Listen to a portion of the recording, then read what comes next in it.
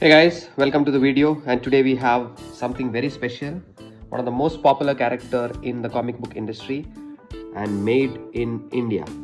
So this is the strip of comics that came out in India of Spider-Man India. So I just have some of them. This were printed in the early 2000s as part of the Gotham Comics franchise that started in India. And this was a rendition of the Spider-Man's Indian version, right? So they renamed everybody in an Indian tone, like Peter Parker was called as Pavitr Prabhakar and so on and so forth, right? So what we'll do, we'll just take a quick snapshot of what all these books had and what kind of comics came out from this era. In fact, this have been, now Spider-Man India has been printed by Marvel Comics and it's a huge buzz right now. So that's when I thought I'll just take this out from my collection, show you guys what it was back long when it came out, the excitement that came with it. So what I have here is, these are the single issues that came out. I actually don't have the Indian version for the number one. I think I sold it off or something, but this was this is the Indonesian version or something, right? So you can see Ringgit there, the first issue, not great paper quality, right? And that is our hero right there. But yeah, I mean, it was, I would say more than anything, this was a fantasy of sorts on how could you render such a big character in an Indian avatar, and what kind of Indianness elements can be added to it. So look at that dhoti that he's wearing, right? So that's one big change that they made. Obviously there are not many skyscrapers in India for Spider-Man to keep flinging through. That always remained a question in my mind, that how does he even manage to do the things that he used to do in, let's say, in a New York or, you know, any of the US cities where there are full of skyscrapers. But anyways, it was a very good refreshing ad. And this is Spider-Man India. This is number 2.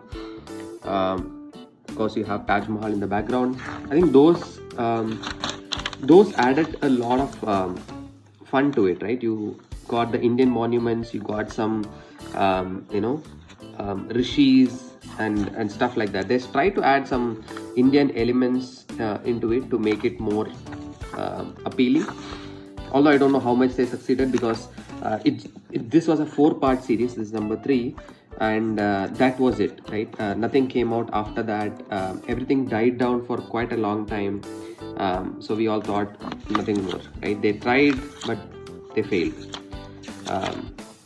Well, that was the foregone conclusion until very recently when Marvel came out and they restarted this Spider-Man India. So they saw something, I don't know what, but they saw something to obviously everybody's looking to launch something new to get that excitement again going. Maybe that's part of that, because Spider-Man is now Spider Universe and Spider-Geddon, and like there are so many multiverse built within it. Even I'm like not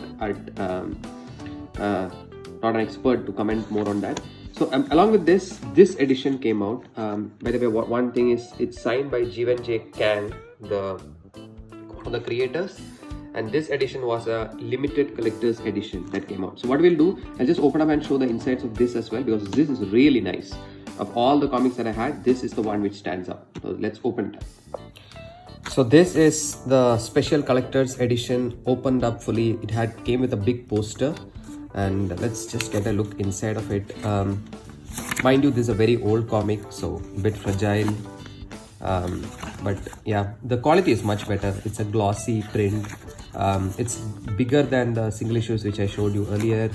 I think this is the best way to own this collection. Unfortunately, other than the first issue, it doesn't collect the other 3 issues, so it's more of a collector's issue than like a reader's issue, right? So that is something of a dampener. As you see, the story ends here, but it has a lot of extras. It has a lot of the creator artwork, sketches, and bunch of stuff which is really great.